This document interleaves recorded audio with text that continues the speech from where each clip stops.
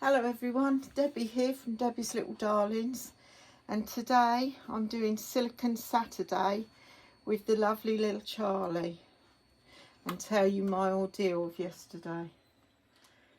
There's so much happened I couldn't really tell you in a comment, so I thought I'd leave it for today. Anyway, let me start with this little one first.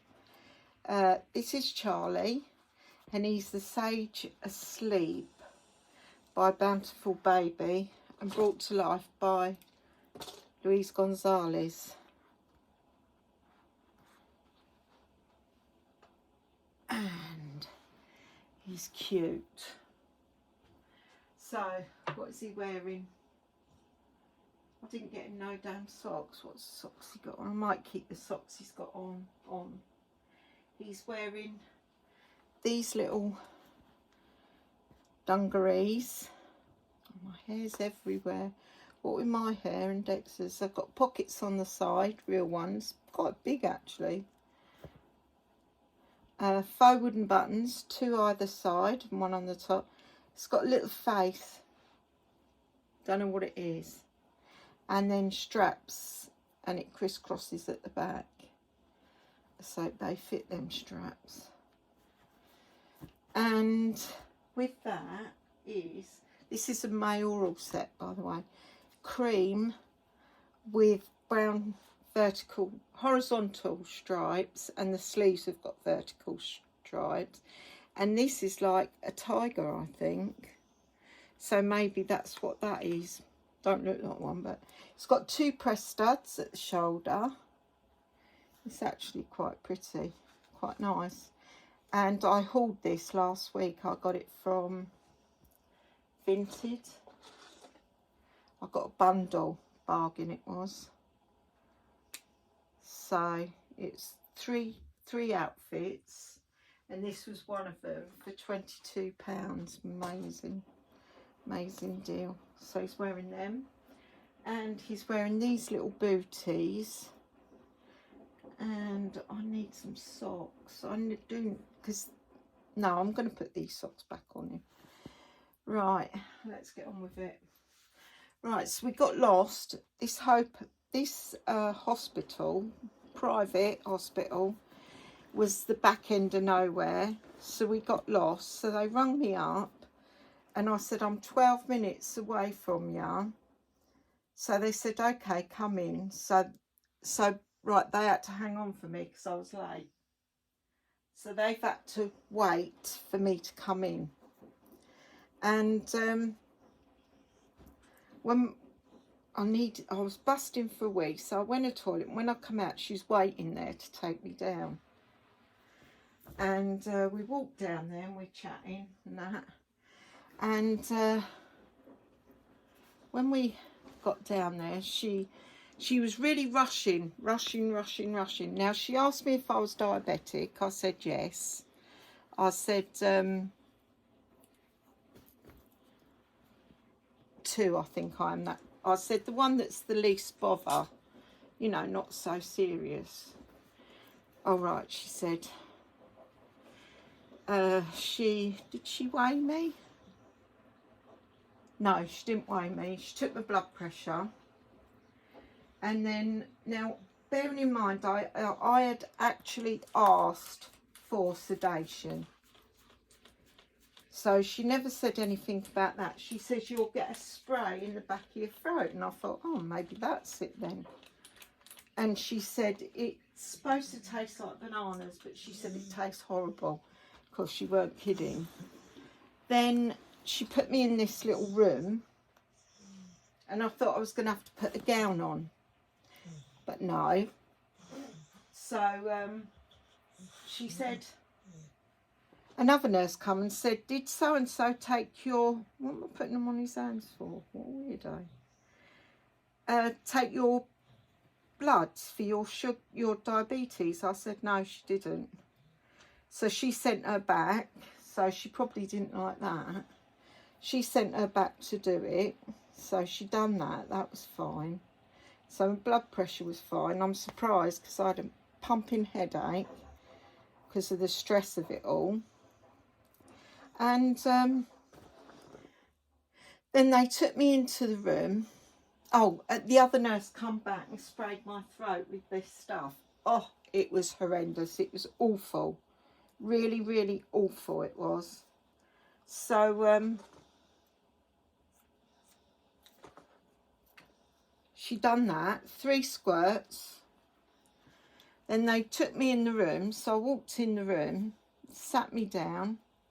Then the doctor asked me a few questions.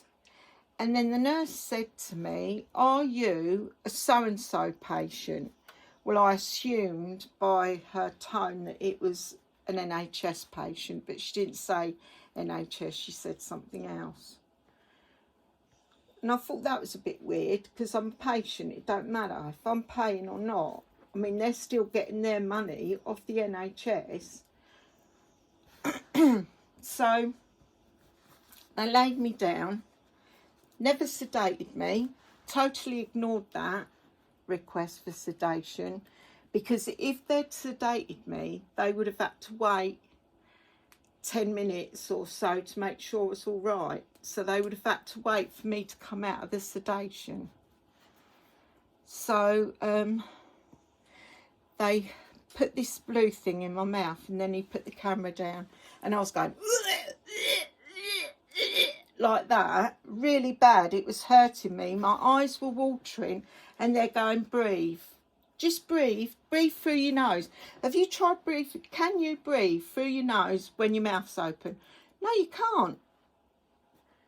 So of course I'm trying to breathe through my nose, because that's what she said. Anyway, this went on for about, oh, I don't know. Well, the stuff that they put in your throat only lasts 20 minutes. So it's a quick process, and that's why they wanted to do it that way. Because if it was a sedation, they would have had to, I would have had to been down and looked after more and that. And I come out. Yeah, they said you did really well. And I was hurting, my throat was hurting, because it was the most horrendous thing in my life. Even the one, I thought the one up the backside was a breeze compared to this one. And that was National Health Service. So I'll tell you what. And then she said, "How long have you been waiting for this procedure?" And I went, "Since before COVID." And she went, "Oh my good." She says, "Where did you come from?" I said, "Margate." She said, looked at the other nurses, and she went, "We won't be moving there, will we?" And I thought, that was awful. Absolutely awful. It was, the whole experience was dreadful. Absolutely dreadful. I've never, in all my life, and I'm 60, what am I? 60. I'm 64 years old, right? And I've never been made to feel inferior to someone. But that's how they made me feel. They made me feel like I was the scum of the earth. It was awful. They even give me, "We've got to give you a cup of coffee and a biscuit." They give me a cold cup of coffee so I could drink it quicker. It was, I don't think I was in that hospital longer than 20 minutes. That's how it was. And I come out and I said to Steve, that was horrendous. Absolutely horrendous. I was telling my girls about it. It was awful. Anyway, they took a biopsy because I've got stomach polyps or something.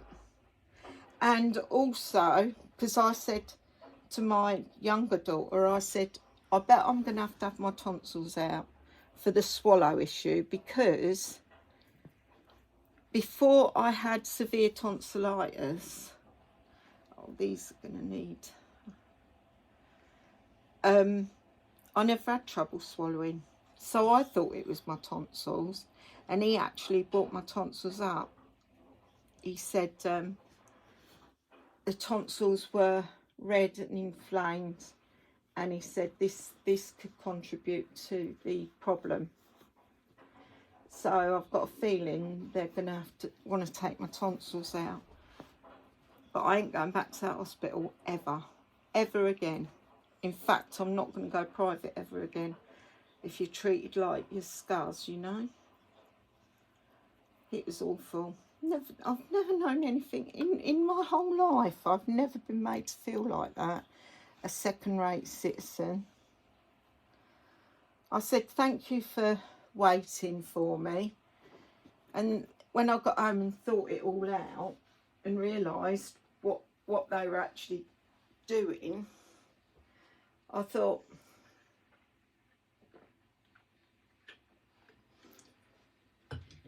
I might have been better off if I hadn't. She said we've had loads of people not turn up. So I suppose that's down to the NHS staff, not the fact that they're in the middle of nowhere. Then we couldn't get home because we kept coming back to the hospital, and I was laughing hysterically. And I said to Steve, he said, "What are you laughing for?" And I said, "Steve, if I don't laugh, I'll cry." I said, "I just want to get home." Because that was another thing. It was fasting, so I couldn't eat all day. So I had nothing to eat all day, and I walked in with a bottle of water. She says, "I hope you haven't drunk any of that." I said, "No, why?" She said, "Well, we wouldn't be able to do it if you had." And I went, "Good job you come out when you did then." I said, "Because I'm very thirsty." "When did you last eat?" I said, 5 o'clock yesterday evening. So the whole experience, she was a right snob. She was, weren't she? We didn't like her, people. We didn't like her. I mean, one of the nurses was like she looked like she should have retired about 10 years ago. But she was nice. She was really nice and timid, and, you know, it was the first one that come to see me who treated me like, you know, scum of the earth. Yeah, so I've got polyps, so they took a biopsy and they took a polyp out, and this is another thing, right? They gave me the letter to give to the doctor so they don't have to post it. How weird. You know, when you go to the NHS, they say, contact your doctor in such and such, and your results will be there. No, I've got to take them to my doctor. And she said, make an appointment for 2 weeks. She said, because it'll take about 2 weeks for the results of the biopsy and that. So I said, okay. And then she gave me my notes and the doctor's notes. And on it says about the tonsillitis and the tonsils, and it also says about more polyps, but it looked like I had a lot of them. I hope I didn't, because I couldn't see as clearly as I could when I was watching the other one. But oh, it was awful. I mean, I have had I've had a camera down my throat at Margate Hospital, NHS, and the way I was treated and the way they done it, it was a piece of cake. Whereas this was an absolute horrendous nightmare. So that's that. But I don't have to go back there, and I'm never going back. Even if I have to wait till Kingdom Come for appointment, I'm not going back there. Never, ever. Are we, little Charlie? Are we? Yeah, so I'm a bit late. I had to go and get my tablets, and I was really sore. My throat was so sore. It shouldn't have been. The camera was quite small. It was like a tiny, she said it's like, that's what she said. She said it's like swallowing, what did she call it? Something that was tiny. She said it's only that big. And I thought, to me, it felt that big. It hurt. And she says, you're all right, he's nearly where he's got to go, because he had to go into my duodenum and have a look around in there. Oh, there's a lot happening in there, considering I hadn't eaten anything and I hadn't drunk anything. There was a lot going on in there. Of course, I didn't take any painkillers, so my head and neck, my neck especially, because I've got spondylitis in my neck and back. And so my head was absolutely busting. I just wanted to get home. So that was that. Now, that's the only time I'm going to mention it now. It's how awful it was. Look at his little slippers. He looks so cute with his little legs. He always looks so wide, though. I don't know why. He looks wide. Anyway, to all my subscribers, thank you very much for subscribing.